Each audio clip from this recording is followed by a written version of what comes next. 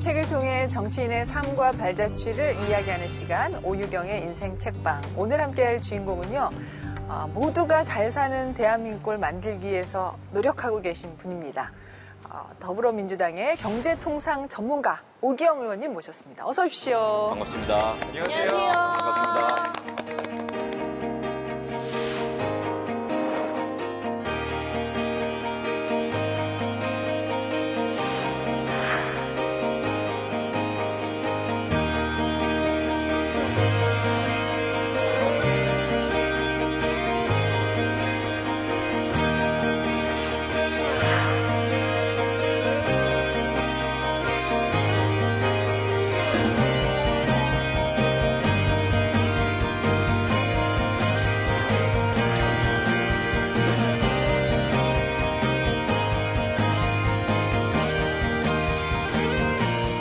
의원님, 자타공인 경제통상 전문가시기 때문에 저희가 요즘 경제 상황부터 좀 여쭤보고 싶어요.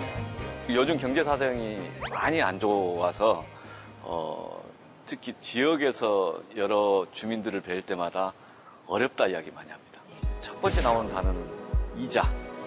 작년에 3% 기본 금리가 올라갔는데 네. 이에 따라서 종래 가령 한 달에 50만 원 내던 분은 100만 원을 내고 네. 100만 원 내면 200만 원을 내야 되니까 그렇죠. 호주머니가 바짝 쫄았어요. 예. 지역에 쓸 수가 없어서 그래서 지역에 있는 그 식당 사장님들도 함께 영향을 받고 있는 것 같습니다. 그렇군요. 요즘에 이제 하나 더 나온 게 난방비 이야기가 나오고 있어서 예. 이게 제일 큰 것 같습니다. 예. 봄, 가을에는 우리 이제 시민들 의견 청취하시려고 골목 당사를 여셨더라고요. 요즘 골목 당사 여시기에는 너무 춥지 않습니까? 요즘 어떻게 하고 계세요? 저희가 그래서 겨울에는 잠시 쉽니다. 네. 예, 겨울 쉬고 여름에 아주 더울 때 네. 잠시 쉬고 봄, 가을 중심으로 해서 각 동별로 돌아다니면서 네. 파라솔 하나 세우고요. 어. 거기에서 주민들 오시면은 이야기를 좀 듣습니다. 네. 아무리 열린 사무실이라고 해도 사무실 들어가려고 하면 좀 위축되거든요.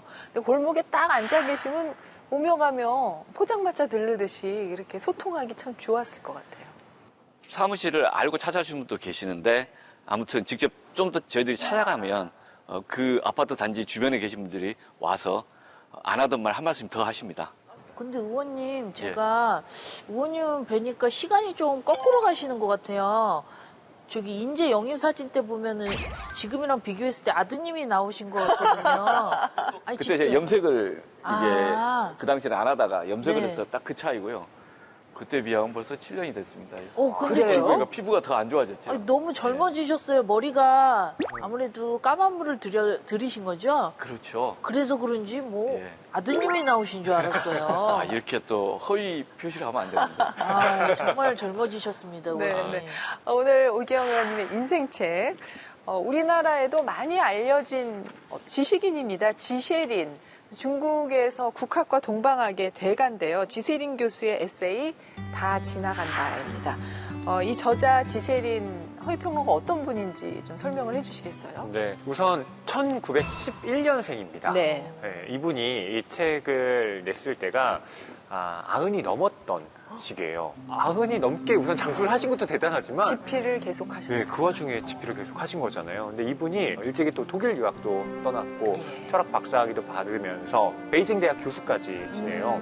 그런데 중국의 문화대혁명이라는 굉장히 엄청난 사건이 있었잖아요. 그때 지식인들이 굉장히 많은 탄압을 받았는데 역시 이 지시엔린도 정말 많은 고초를 겪게 됩니다. 그러니까 그러한 여러 가지 격변을 다 겪은 다음에 통찰한 인생에 대해서 이 책에 써놓고 있는 거예요. 제목부터가 다 지나간다. 이게 10살짜리 애가 다 지나간다 이러면 하나도 울림이 없거든요. 그렇죠, 그렇죠. 근데 90이 넘은 어른께서 이런 얘기를 노학자가. 하시면 확실히 와닿는 부분이 있어요. 이제 제가 이런 종류의 책들을 좀 좋아합니다. 신영복 선생의 감옥으로부터 사색 책 있지 않습니까? 예. 그것과 이게 거의 비슷한 느낌. 그러시네요. 한글 쓰시는데 큰 과장도 없고 뭐 거대 담론이나 사회과학적 설명도 없고 하지만 자기가 이제 하루 생각할 때 나는 오늘 이렇게 살아야지. 네. 또 가끔 특정 주제를 생각해 보니까 이런 게 맞는 것 같다. 네. 라고 그러는데 이 두 분 글들을 보면 되게 진지해요. 그래서 초기에 20대, 30대 보기엔 재미없는 책이에요, 솔직히. 근데 한 40대 이후에 몇 가지를 개인적인 경험을 겪은 사람이 보면은 특히 요즘 같은 때 이게 경제 상황이 어렵다 그러면 사람이 다 힘들어하고 그러거든요. 네네. 근데 힘들 때 가끔씩 들어보는 책. 예. 근데 이 책 저자가 갖고 있는 그 이게 하나하나에 대한 그 사람에 대한 태도 또는 세상이나 또는 이제 여러 가지 이슈에 대한 태도가 한 번씩은 그렇겠다라고 생각해 볼 만한 그런 이제 말들을 해주기 때문에 예. 도움이 되는 것 같습니다. 네. 저희 오유경의 인생 책방 시청자분들께는 아마 울림으로 다가가지 않을까 싶은데요. 지셰린 선생의 다 지나간다. 자, 그러면 이야기 속으로 들어가 보도록 하겠습니다. 인생 어떻게 살 것인가? 라는 질문을 던져봅니다. 첫 번째 차트 뜯어보죠. 기뻐하지도 두려워하지도 마라. 사실 어떤 중용을 지켜라, 평정심을 가져라 뭐 이런 이야기인 것 같이 느껴지네요. 예. 이 책의 34쪽에 네. 행운과 불행의 동행이라는 장이 있습니다. 네. 행운이 찾아와도 불행을 생각하며 득이양양하지 않고 불행을 겪고도 행운을 떠올리며 심하게 좌절하지 않아야 한다. 네. 언제나 평정심을 유지하는 것. 이것이 바로 오래 사는 길이다. 네. 이렇게 적고 있는데요. 보통 우리는 행운을 좋아하고 불행을 싫어하잖아요. 그렇죠. 많은 사람들이 그러한데 네. 실은 그거에 마치 새옹지마처럼 이 거울의 양면처럼 붙어 있다는 겁니다. 네. 그러니까 행운이 있다고 해서 너무 그것에 취하지 말고 네. 또 불행이 찾아왔다고 해서 언제까지나 그것이 계속될 거라고 좌절하지 말라라는 깨우침을 주고 있는 거죠. 네. 근데 사실 두 분은 제가 벌써 이제 인생 책방 3년째 진행을 하고 있는데 뭐 크게 화를 낸다거나 뭐 이제 감정이 이렇게 기복이 심한 네. 편이 아니라 항상 두 분이 다 잔잔한 것 같아요. 잔잔바리, 쉐케바리죠. 예. 오서방한테밖에 화 안 내요. 남편한테밖에 화를 안 내요. 아, 그렇군요. 어. 유독 한 분에게 좀 가혹하죠. 저는 약간 이제 먹을 거 앞에서 이성을 잠시 약간, 상실하는? 예, 잠시 놓치면서 예, 좀 많이 되게 먹습니다. 인간적이다 그래도. 그런 면까지. 네. 정치인이 되면 참 많은 일을 겪게 되잖아요. 그리고 어떻게 보면 항상 전쟁터 같은 생활을 하실 텐데 정치를 하면서 평정심을 유지하는 것만큼 어려운 일이 있을까 싶은데 의원님 경험 어떠십니까? 우리나라 속담에 팔자탓이다 그런 말이 있어요. 네. 근데 그 팔자탓이란 말이 이제 힘들 때 그 힘든 상황을 아주 긍정적으로 수용하게 하는 게 팔자탓이다라고 이게 뭐 운명적으로 살라는 게 아니라 예, 예. 지금 이 상황을 억지로 거부하지 말고 예. 있는 그대로 인정하고 살아가라 할 때 팔자탓이다 이런 말 하면서 네. 한번 퉁치고 한 걸음 더 가거든요. 저는 이제 그런 삶의 태도를 이야기하는 것 같아요.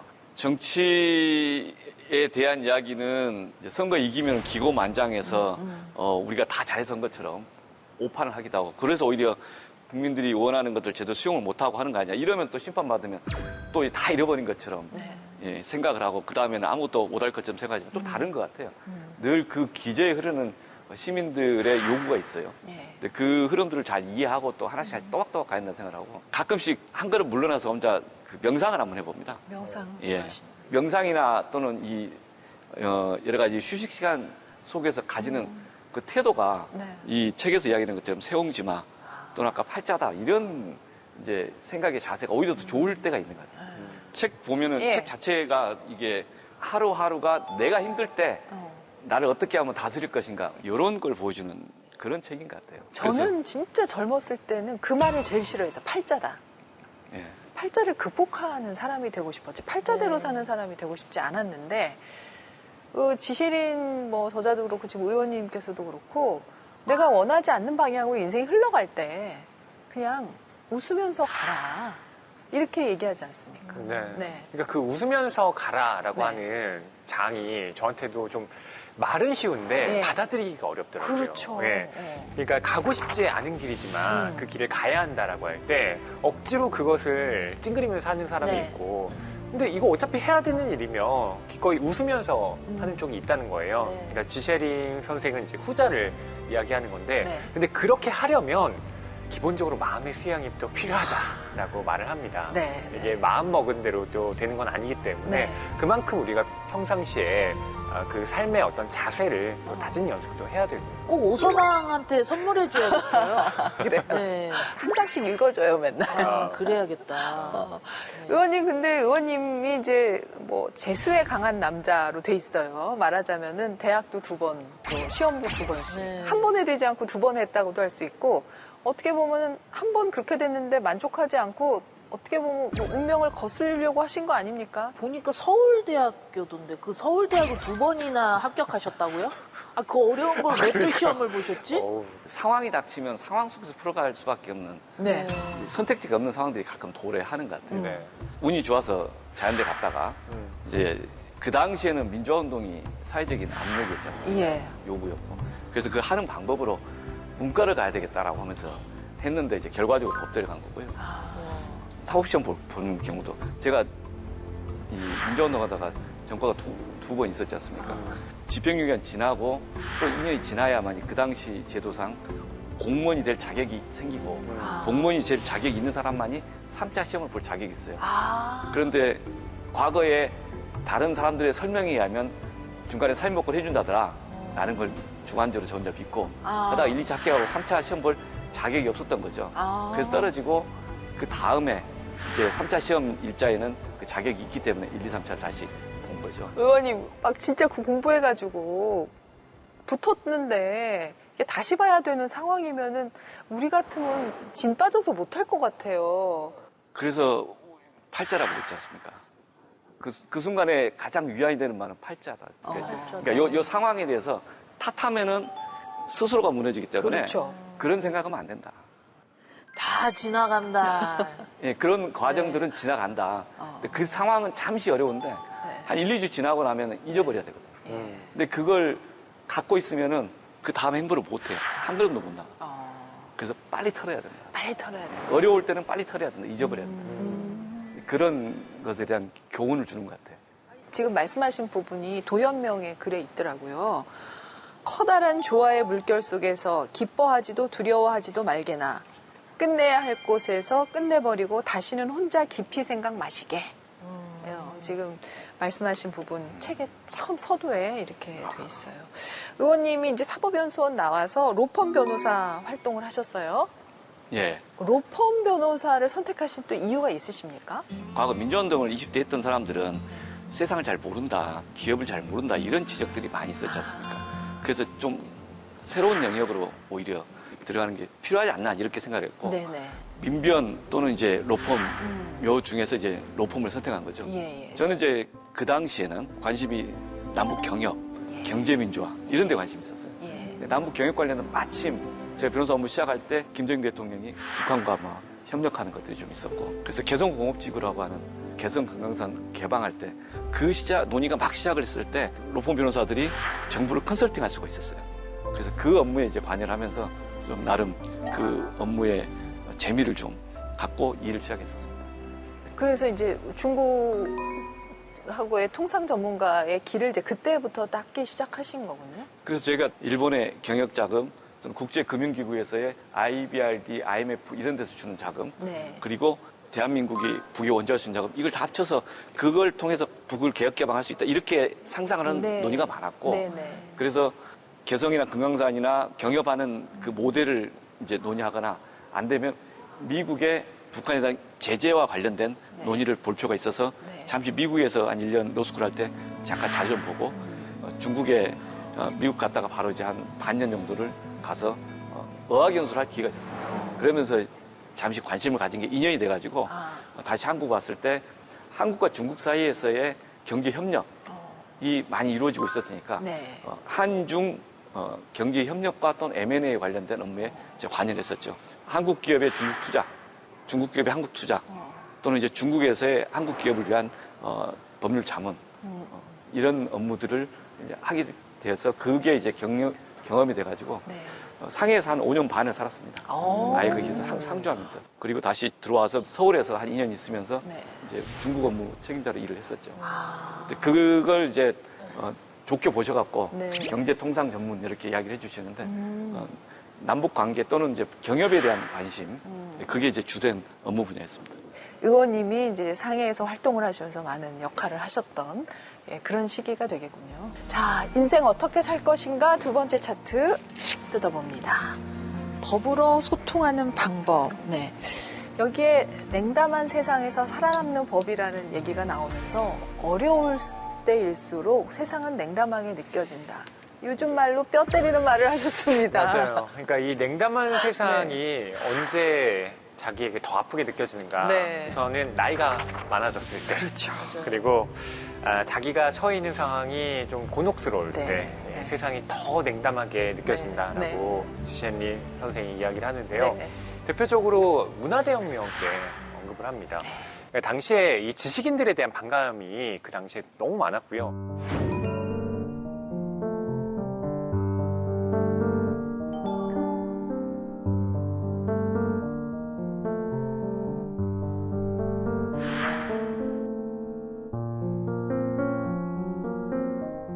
복권이 된 다음에 충분히 사람들에게 좀 안 좋은 말 그리고 안 좋은 행위들을 할 수 있었음에도 불구하고 지시앤리 선생은 그러지 않습니다. 왜냐하면 세상 일이 어떻게 될지 모르고 또 내가 만약 그 당시에 그들의 입장이었다고 했을 때 과연 나도 다른 선택을 했을까? 역지사지의 입장으로 그렇죠. 고려를 했던 것이고 그러니까 더불어 소통하는 방법에 있어서 선생님이 그러한 선택을 하고 실천을 해왔던 거죠. 지세인 선생님 말씀처럼 냉정하게 느껴진다면 내가 바로 어려움 속에 있구나라고 자각하면 되겠다라는 생각이 들고 우리 의원님께서는 진짜 세상이 냉정하게 느껴질 때가 있으셨을 것 같아요. 혼자 묵묵히 계속 뭔가를 준비해야 될 때, 한 수년 동안, 그럴 때는 상의할 사람이 별로 없으니까, 이럴 때는 세상이 참 스스로에게 많은 시련을 주는구나 이런 생각을 하는데, 근데 그렇게 나중에 보면 또 별 문제가 아닌, 그냥 지나가는 일이었다 이렇게 생각이 들거든요. 네. 그리고 지금은 그런 문제라기보다 저자가 이야기하는 소통하는 거 관련해서 남과 소통하려고 할 때 남이 나한테 못 해줬던 거 너무 가슴에 꿍하고 있지 마라. 네. 내가 언제 보복하겠다. 나도 한 번 조금은 한 개 줬으니까 한 개만 해줘야지. 두 개 주면 안 된다. 이런 생각하지 마라. 그냥 한 개 줬지만 내가 두 개 줄 수도 있고 나한테 한 번 때렸지만 내가 잊어버리고 갈 수도 있다. 근데 길게 보면 그렇게 사는 게 더 사람들과의 더 관계에서 도움이 내가 된다. 더 맞아요. 낫더라. 네. 뭐 이런 태도를 이야기하는 것 같아요. 더불어 살기 위해서 또 필요한 것 중에 겸손과 적절한 선을 지켜야 된다라는 말씀을 하셨는데 이건 어떤 얘기입니까? 네, 늘 권진영 씨가 오른손, 왼손, 양손, 겸손 이런 얘기를 하는데 겸손은 뭐 누구에게나 네. 필요한 덕목이죠. 그런데 동양과 서양의 문화를 고루 경험한 이 지시앤리 선생의 경우에는 너무 과도한 겸손은 또 그게 오히려 나쁠 수 있다 저는 이야기를 합니다. 특히 서양인들의 경우에는 동양인들의 겸손에 대해서 그건 제가 아직 부족해서라고 하면 진짜 부족해? 그럼 나 하지 마라고 문화 차이에 의해서 네네. 그렇게 받아들일 수도 있는 것이잖아요. 또 무엇보다 진실성이라는 게 중요하다라고 말을 합니다. 그러니까 자신이 겸손을 한다고 했을 때 그게 가식으로 하는 게 아니라 진짜로 내가 그런 마음을 가져야 한다라고 하는 것. 그런 중요성을 이야기하고 있습니다. 네. 그러니까 허위 평론가도 남들이 잘생겼다고 하면 그냥 그렇다고 하세요. 너무 겸손. 이목구비가 어떻게 살아있죠? 이렇게. 네, 그러려고요. 저 이제 뭐 그냥 그러니까, 그러려니 합니다. 네, 네. 의원님 이 기회를 통해서 그 겸손 모드를 뺀 자기 자랑 좀 한번. 우리 진영 씨가 먼저 사례를 좀 보여주세요. 본인 자기 자랑을 통해서. 자랑이요? 예, 예. 여러분, 사실 저 조금 먹습니다. 예. 식비, 뭐 저보다는 오소방이 더 먹어서 그렇지 저는 조금 먹고 일을 열심히 합니다. 그리고 제 이목구비, 뭐 웃기긴 하지만 질리지가 않습니다. 맞아요. 네. 뭐 송혜교, 김태희, 솔직히 좀 부럽기는 하지만 그래도 저도 비슷하게 이목구비 붙어있을 때 다 붙어있지 않습니까? 그럼요. 눈, 코, 입이 다 있는데. 네, 그래서 저는 저를 사랑합니다. 이런 식으로 해주시면 네, 네, 돼요. 네. 자, 샘플 보셨죠, 의원님? 네. 샘플만 봐도 알아요. 샘플만 갖고 그냥 다 대단하십니다. 네. 정치인들은 자기 홍보 잘해야 되지 않습니까? 그럼요. 그래서 그동안 뭐 했냐 네. 이야기를 하면은 예. 법조인이라서 네. 법조인으로서 논쟁할 때는 할만합니다. 이 제도든 어떤 정책이든 모든 정책 논의할 때 제도를 갖고 이야기하기 때문에 국회의원이니까 법률 공부했던 게 이젠 좀 써먹을 때가 있구나. 이 정도 스킬을 갖고 삽니다. 참 겸손한 자랑을. 그러니까 이게 너무 자기 겸손하지. 자랑인데 이렇게 겸손하지. 자랑 좀 제대로 해보세요. 여러분, 저 잘났습니다. 이렇게 서울대도 두 번이나 합격했고요. 이렇게 회춘했습니다. 해충 방법 있으면 알려주세요. 예. 인상적이었던 글 중에 어떤 세대 차이에 대한 이야기가 있었는데, 우리 지세린 선생님께서는 자기는 세대 차이 굉장히 긍정적으로 본다, 지지한다 이렇게 말씀하셨어요. 그러니까 세대 차이가 없었다면 네. 인간이 진보하지도 못했다 이렇게 말을 해요. 그러니까 과거에 우리가 늘 쓰던 말만 쓴다라고 하면 우리는 공자나 맹자 시대에 살던 네. 그런 말만 써야 될 것이다. 그리고 인간이 원숭이와 달랐던 점은 계속 네 발로 기어다니다가 누군가는 갑자기 두 발로 서서 걸었기 때문에 이런 발전이 일어난 거 아니냐. 그러면서 세대 차이라고 하는 건 그러한 진보, 발전을 위한 당연한 것이다 라고 이야기를 하고 있습니다. 정치에서도 세대 이야기 나오지 않습니까? 예. 오히려 새로운 세대가 나와서 새로운 목소리가 나오고 그러면 이제 변화해 나가고 정치는 언젠가는 새로운 세대가 책임져요. 늘 새로운 세대가 기대되고 새로운 세대가 더 잘하기를 바라는 그런 마음이 좀 있는 것 같습니다. 네. 그러니까 목소리도 좀 내용도 좀 새로웠으면 좋겠고 일도 좀 더 잘했으면 좋겠고 네. 그런 기대가 있는데 기다리기도 하고 또 우리가 그런 역할을 하고 있는 거냐 반성도 많이 하는 네. 의원님 같은 경우는 지금 21대 국회의원이시지만 20대 때 인재 영입으로 정치권에 들어오셨습니다. 맞죠? 예. 그것도 얘기를 좀 해주세요. 16년도 15년 말쯤 이제 입당 제한이 있어서 그때 합류를 했습니다. 네. 저도 이제 남북 관계나 한중 관계, 한중 FTA 뭐 이런 것들이 필요하다고 생각을 했기 때문에 어떤 역할이 있으면 하겠다라는 예. 이야기를 했고 그래서 기회가 돼서 이제 합류를 했고요. 네. 그런데 떨어졌죠. 음. 도봉을 해서 전략국장 받았는데 떨어졌고 그 뒤로 4년 동안 계속 지역구에서 주민들 만나고 또 다시 이 활동하는 방식들을 좀 배우고 네네. 그 속에서 이제 새롭게 시작을 했죠. 그 과정이 좀 있었습니다. 워낙 두 번씩 해갖고 잘 되셨기 때문에 한 번 떨어졌을 때 그냥 난 역시 두 번이야. 그러니까요. 이러지 않으셨습니까 혹시? 오히려 또 많은 분들이 이럴 때는 아까 팔자 이야기한 것처럼 네. 오히려 떨어져 봐야 정치를 제대로 이해할 거야 예. 라고 그 뒤로 하시는 말씀들이 있는데 네. 그게 이제 처음에는 아픈데 나중에 들어오면 또 이게 또 하나의 기회겠다라는 예, 생각 예. 더 알고 가겠다라는 생각 그런 예. 생각이 좀 들었습니다. 그리고 정당이라고 하는 게 대한민국에서 양대 정당 중심으로 해서 많이 운영이 되고 있는데 네. 정당민주주의의 그 정당이 다양한 내적인 그 변화 성장의 과정이 있어요.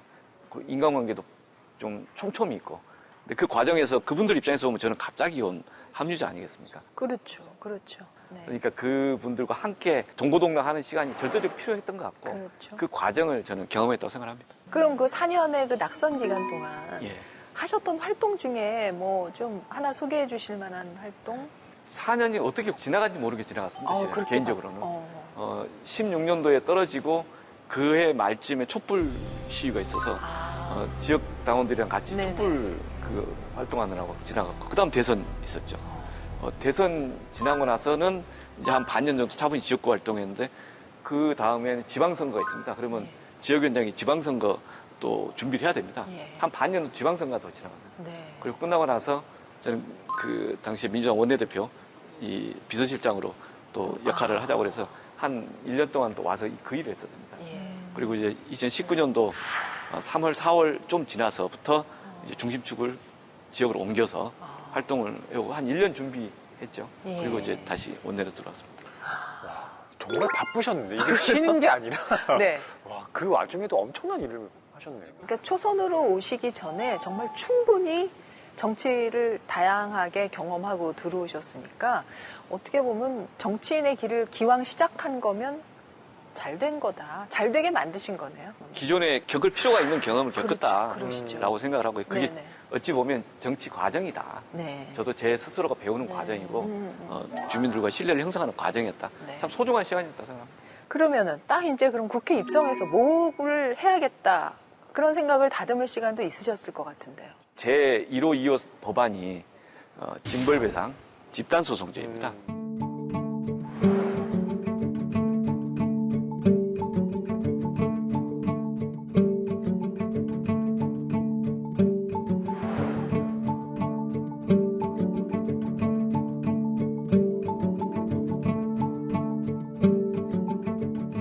징벌배상 집단소송이라고 하는 게 이 기업의 다양한 활동들에 대해서 불법 부당행위가 되면은 이것을 소비자 입장에서 시민의 입장에서 통제하는 수단, 네네. 사회적인 견제 시스템이 이제 징벌배상 집단소송이라고 네네. 그렇게 이해하고 그 법안 발의를 했습니다. 아. 물론 지금까지도 계류 중입니다. 아. 왜냐하면 이 법안에 대한 사회적 논쟁이 세기 때문에.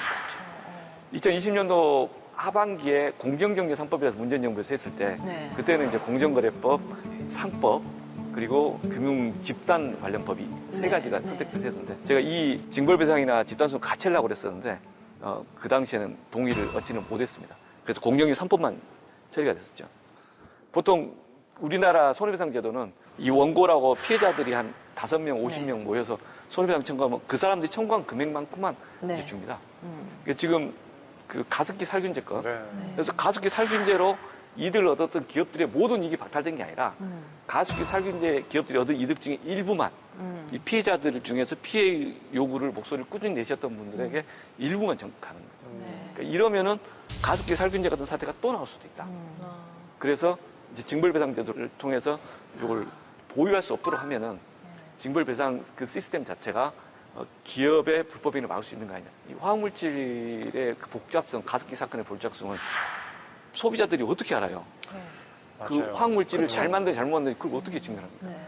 그 화학물질에 있는 거 다 야 멈춰 포렌식 하듯이 멈춰 이게 법원에 드러내 법원에 판단하게 이러면은 증거가 유실되지 않겠죠. 그런 제도가 이제 집단소송법에 이제 일부 법 내용으로 좀 들어가 있죠. 21대 국회하면서 이것만 통과시켜도 저는 할 일 다 했다 이렇게 생각하는데 아직 그게 지금 안 되고 있습니다. 자, 그러면 네. 우리 권진영 씨. 예. 저희 시간이 돌아왔습니다. 네네. 의원님을 조사하다 보니까 의원님을 열정 넘치는 청년이라고 표현한 글을 봤거든요. 예. 그래서 정말 청년의 마음으로 살고 있는지 알아보기 위해서 요즘 MZ세대들의 언어죠. 신조어. 제가 신조어 테스트를 준비를 이거 했습니다. 어려운데. 제일 어려운 아, 건데. 이거 진짜 어렵더라고요. 좀 약하실 것 같은데. 네. 네. 어떤 의미인지 그냥 맞춰주시면 됩니다. 첫 번째 신조어, 갓생입니다. 갓생. 2023년에는 갓생을 살자. 갓생, 어떤 의미일까요? 갓 태어난 생 같은데 갓 태어난 생명. 이거 재밌다. 그것도 괜찮은데? 괜찮은데? 네. 잘 모르겠습니다. 예, 제 뜻을 알려드리겠습니다. 갓, 신, 네. 갓과 인생을 합친 합성어로 부지런하고 생산적인 삶 또는 일상에서 소소한 성취감을 얻는 일을 규칙적으로 하는 것을 뜻하는 신조어, 생산적인 삶을 칭하는 MZ세대의 유행어로 학업 및 운동 등을 열심히 하겠다는 말이라고 합니다. 갓생. 갓생하십시오. 갓 태어난 생 비슷하네요. 맞아요. 네, 이를테면 그러네요. 나는 오늘부터 새벽 4시 반에 일어나서 영어 공부하고 헬스클럽 다닐 거야. 갓생이군요. 네, 이런 거. 갓생. 네. 전 못해요. 새롭게 시작하는 거네요. 네. 마음을 좀. 네, 갓생. 두 번째 테스트입니다. 신조어 완네스 어떤 뜻일까요? 완네스. 네, 힌트 드리겠습니다. 오기영 의원님의 추천한 인생책 완네스야. 완네스야. 이거 줄임말입니다. 완네스. 줄임말입니다, 의원님. 뭐 영어인가? 그러니까 영어 같아요 뒤에는. 근데 뭐 이게 상상이 안 좀 되는데. 어렵죠? 아 어렵습니다. 정답은 완전 내 스타일이야 해서 완네스라고 합니다. 내 스타일이야. 네, 영어가 들어가긴 했네요. 스타일. 네. 완네스. 좀 하나만 좀 맞춰주셨으면 좋겠어요. 죄송합니다. 네, 세 번째 신조어입니다. 국룰입니다. 국룰. 국룰. 네, 힌트는 비 오는 날 파전에 막걸리는 국룰이야. 예, 국룰이야. 네, 어떤 뜻일까요? 그러니까 룰이니까 대표적인 국가 규칙이라는 거 아닌가요? 오, 국민의 룰의 줄임말로 국민의 국과 국민의 룰. 규칙을 뜻하는 영어 단어 룰을 붙여서 만든 예. 신조어인데 공식적으로 규정된 것은 아니지만 보편적으로 통용되거나 유행하는 암묵적인 규칙 및 행동을 일컫는다고 합니다. 어렵네요. 반개 맞힌 것 같은데. 아, 그게 괜찮았습니다, 국룰. 의원님. 좋았어요. 아, 의원님 답변 완네스야. 완네스야. 완네스. 아 이렇게 쓰는구나. 완네스야. 네, 네. 야, 오늘 프로그램 완네스야. 네, 이제 어디 가셔도 이 신조어 마음껏 사용하세요, 의원님. 예. 네. 우리 의원님께서 이 신조어는 잘 모르셨지만 활용은 바로 잘하셨습니다. 그러니까. 인생 책방 완네스야. 완네스예요. 벌써 가르쳐 주셨어요. 네. 감사합니다, 의원님. 네, 고맙습니다. 네. 예, 고맙습니다. 자, 인생 어떻게 살 것인가 세 번째 차트 뜯어봅니다. 아름답게 나이 드는 비결. 네, 허위평론가 있으십니까? 물리적으로 우리가 나이 먹어가는 걸 어떻게 막을 수는 없잖아요. 네. 하지만 머릿속에 굳은 살을 경계할 수는 있다라고 아, 지시앤미 네, 선생은 이야기를 합니다. 네. 이를테면 우리가 어떤 일을 잘 경험해보지 않고 그냥 그건 안 되는 거야 라고 자기의 경험에 근거해서 네. 판단하는 경우가 있잖아요. 그게 이제 굳은살에 의해서 판단을 하는 건데 그게 이제 새로운 세대와의 소통을 가로막는 것이고 우리가 변화하는 걸 가로막는다라고 이야기를 하는 거거든요. 그러니까 아름답게 나이 드는 비결은 자기 머릿속의 굳은살을 제거하고 그것을 경계하는 일로부터 시작한다라고 말을 합니다. 의원님께서도 좀 나이를 잘 들어야겠다, 뭐 다른 말로 뭐 아름답게 나이 들어야겠다 이런 생각하시면서 어떤 걸 제일 경계하십니까? 무언가 할 일이 계속 있어야 되겠다. 저는 그 생각이 제일 강합니다. 책을 쓰든 아니면 여행을 하든 또는 계획이 있어갖고 내가 할 일이 있다. 네. 나 그거 하고 싶다. 그 하고 싶은 일이 있어야 삶의 동력도 되고 그렇죠. 더 긍정적으로 살 것 같은데 네. 그게 없으면 이 관심이 다른 사람, 주변 사람들고 얹혀 살거나 또 비평만 할 것 같아서 네. 예, 내 일이 끝까지 있어야겠다. 그 일을 찾으셨습니까? 찾고 있습니다. 찾고 예, 계십니까? 저는 찾고 있는 중입니다. 네. 저자도 노년에 목표를 세워야 된다라고 얘기하죠. 예. 이 저자가 새벽 4시 반에 일어난다라고 밝히고 있어요. 네. 갓생을 이미 사시는 거죠. 잠이 예. 없으시네요. 그러게요. 근데 이게 젊은 시절부터 쭉 유지한 습관이라고 하더라고요. 네. 그러니까 일어나서 하는 게 뭐냐면 글을 쓰는 겁니다. 심지어 병원에 입원해서도 새벽 4시 반에 일어나서 글을 쓰거나 글을 쓸 수 없으면 생각이라도 했다는 거예요. 그래서 짬이 나면 바로 원고를 쓰고 그래서 이 책이 나왔다라고 말을 하고 있는 거예요. 그러니까 결국 그 어떤 목표를 세운다라고 하는 게 갑자기 생긴다기보다는 자기가 평상시 이렇게 쌓아왔던 그런 습관들 속에서 탄생한다라고 우리가 생각해 볼 수 있습니다. 제가 생각에는 이분은 글 쓰는 재주밖에 없었을 겁니다. 예. 이분이 만약에 기타를 치거나 음악을 좋아하셨으면 아침에 일어나서 음악을 했을 거예요. 아니, 맞아요. 제 주장입니다. 예. 그러니까 사람마다 자기가 잘하고 즐거웠던 일을 하게 되고 네. 그러면 그게 하지 말라기도 계속 하게 되는 그렇죠. 동력인 것 같아서 이분은 아마 글 쓰고 정리하고 뭔가 이야기하는 게 아마 제일 즐거울 때가 아닌가 싶어요. 그게 많은 걸 극복하게 하는 의지를 강하게 하는 그런 게 아닌가 싶어요. 이어령 선생님 생각이 나요. 이어령 선생님 마지막 가시기 전까지 정말 글 쓰시고 또 유튜브로 소통하시고 네. 이러면서 정말 이 생명이 꺼지지 않고 계속 활활 타오르셨잖아요. 그런 것처럼 우리가 노년의 삶을 그렇게 뭔가 목표를 가지고 산다는 건 참 중요한 일이다라는 생각이 드는데요. 오늘 얘기한다고 하면서 문득 떠오르는 것이 하나 있었어요. 그래서 하나 카피해갖고 온 게 있어요. 예. 예, 지금 이런 네. 이야기가 읽어주십시오. 최근에 김혜자 배우가 백상예술대상 했던 말 있잖아요. 오늘을 지금을 살으셔야 된다 이런 이야기예요. 네. 내 삶은 때론 불행했고 때론 행복했습니다. 새벽에 쨍한 차가운 공기, 꽃이 피기 전 부는 달큰한 바람, 해질 무렵 우러나온 노을 냄새, 어느 한 가지 눈부시지 않은 날이 없었습니다. 지금 삶이 힘든 당신은 이 모든 걸 누릴 자격이 있습니다. 이 세상에 태어난 이상 당신은 이 모든 걸 매일 누릴 자격이 있습니다. 지금을 망치지 마세요. 오늘을 살아가세요. 눈이 부시게 누군가의 엄마였고 누이였고 딸이었고 그리고 나였을 그대들에게 지금 망치지 말고 오늘을 사세요. 이 멘트로 그때 소감을 말씀하실 때 느낌이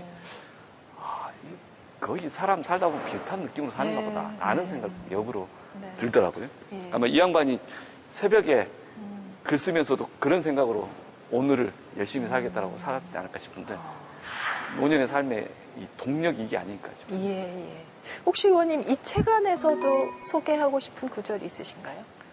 71페이지에 보시면 이런 말들이 있습니다. 인연을 믿는 사람은 성공해도 오만하지 않고 실패해도 실에 빠지지 않으며 이겨도 승리감에 도취되지 않고 저도 하늘을 원망하지 않는다.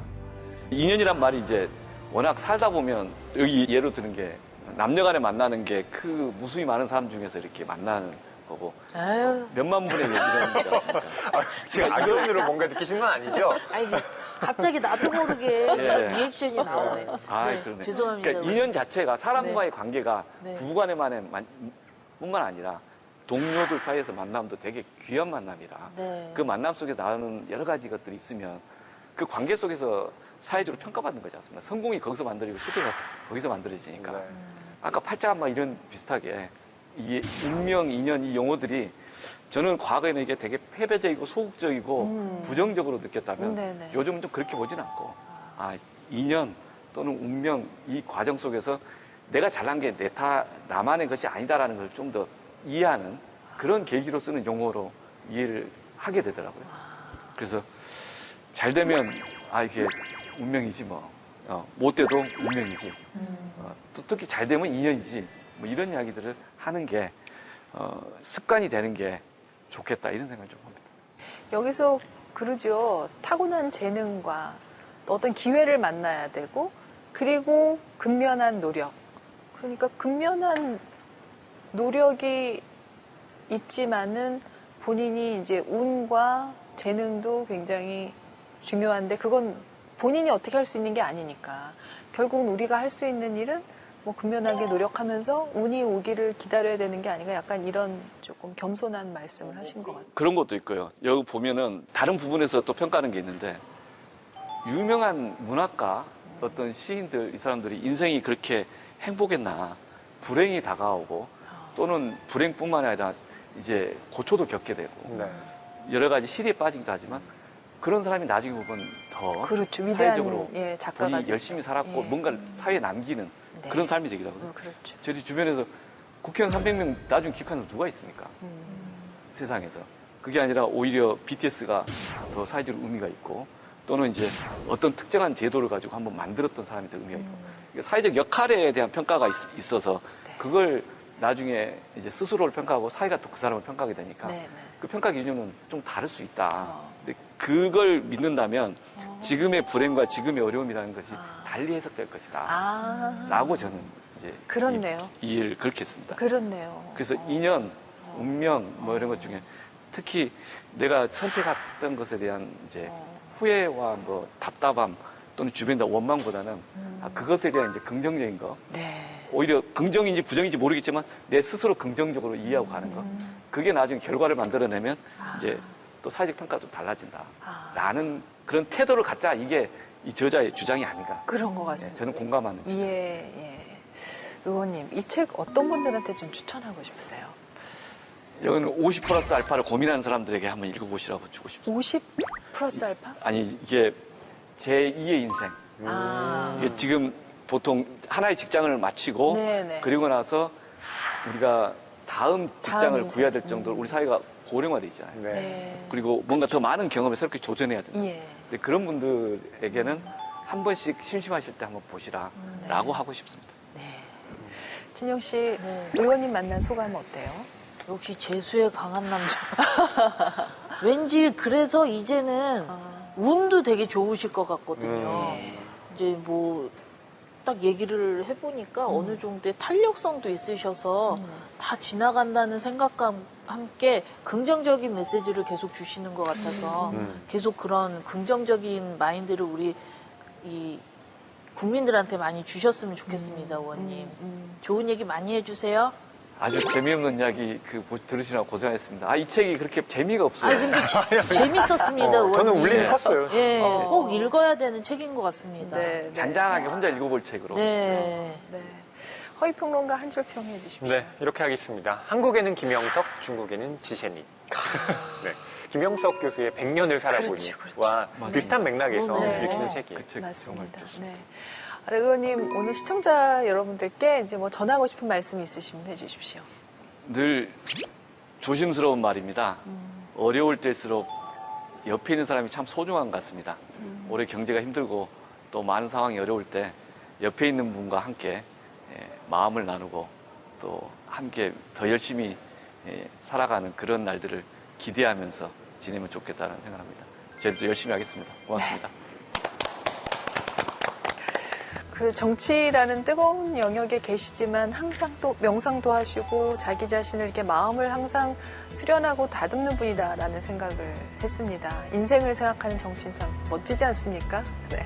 인생 책방에 정말 좋은 손님 돼주신 것 같고요. 앞으로 의정 활동 더욱 기대하겠습니다. 감사합니다. 고맙습니다. 감사합니다. 고맙습니다.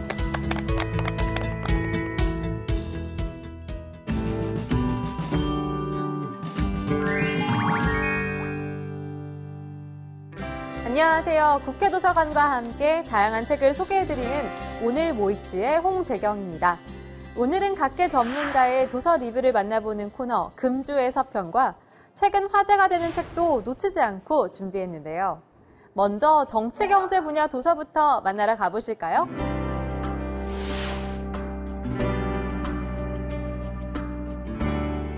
첫 번째로 소개해드릴 책은 웹 3.0 넥스트 이코노미입니다. 돈은 사라지지 않는다. 우리가 모르는 곳으로 이동할 뿐. 책은 대한민국 최고 전문가 8인의 불황이 끝나면 펼쳐질 새로운 세상에서 돈과 기회를 잡는 법을 담은 미래 생존 대비서인데요.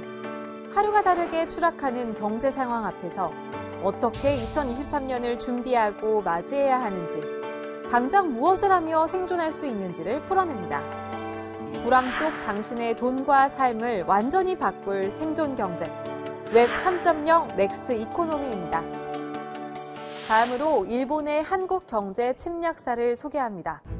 최근 일본의 전략적인 화폐 침략이 불러온 한반도 최초의 인플레이션이 어떻게 조선을 무너뜨리게 되었는지를 알아보는 조선의 화폐 경제 미시사인데요. 제국주의가 휩쓴 세계사의 영향 아래 일본과 한국의 관계를 좀 더 미시적인 경제 분야에 집중해 파고들며 1945년 조선이 해방과 동시에 철저하게 무너진 폐허 위에 남게 된 과정을 샅샅이 살핍니다. 근현대 일본과 한국의 관계를 미시적인 경제 분야에 집중해 파고드는 역사서, 일본의 한국 경제 침략사입니다. 세 번째로 소개해드릴 책은 러시아 저널입니다. 최근 우크라이나 전쟁을 심층적으로 들여다보게 하는 전쟁 보도의 고전이며 러시아, 우크라이나, 조지아를 돌아보며 취재한 전쟁의 상흔과 그곳 사람들의 이야기입니다.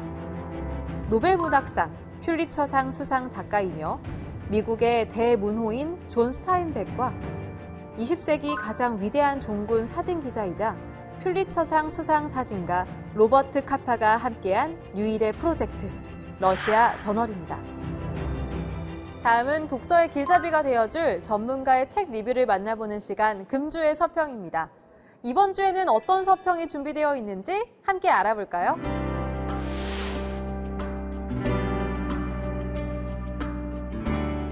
첫 번째 서평책은 강대국의 경제학입니다. 책의 저자들은 제 아무리 강대국일지라도 내부의 문제를 잘 해결해 나가면 번영하고 그러지 못하면 몰락의 수순을 밟게 된다고 말합니다. 서평자 최승훈 부산지방법원 판사는 저자들은 제국의 과다 팽창 개념을 비판하면서 군사비 지출이 강대국의 흥망을 좌우하지 않는다고 주장하는데 강대국의 유지 확장을 위한 군사적 비용 역시 경제적 차원에서 국가에 상당한 영향을 줄 수 있다는 점에서 이 부분의 논지는 다소 설득력이 부족한 것으로 보인다라며 아쉬움을 나타냅니다. 경제적 불균형이 강대국을 쇠퇴시킨다. 강대국의 경제학입니다. 두 번째 서평책은 불평등의 기원입니다. 책은 저자의 실체적 체험을 차분하고 격렬하게 담아낸 K-양극화 시대에 직면한 포퓰리즘의 역설에 대한 경고인데요. 서평자 김원식 건국대학교 교수는 이 책의 부제인 10대 90 사회는 10%의 기득권 노조가 90%의 평범한 근로자를 대변하는 데 따른 불평등을 비판하고 있다. 90%의 근로자들이 희생당하고 있다. 서로 다른 시점에 쓰여진 칼럼 드림에도 불구하고 이들을 여러 개의 분야로 묶을 수 있다는 것은 저자의 다양한 체험이 가능하게 했다는 생각이 든다라고 서평합니다. 불평등의 시각으로 정부 정책을 들여다본다. 불평등의 기원입니다. 오늘도 국회도서관 추천도서로 즐거운 독서 시간 가져보시기 바랍니다. 자세한 책 내용은 국회 도서관 홈페이지에서, 다시 보기는 국회 방송 홈페이지에서 보실 수 있습니다. 저는 다음 주에 새로운 책으로 여러분을 찾아뵐게요.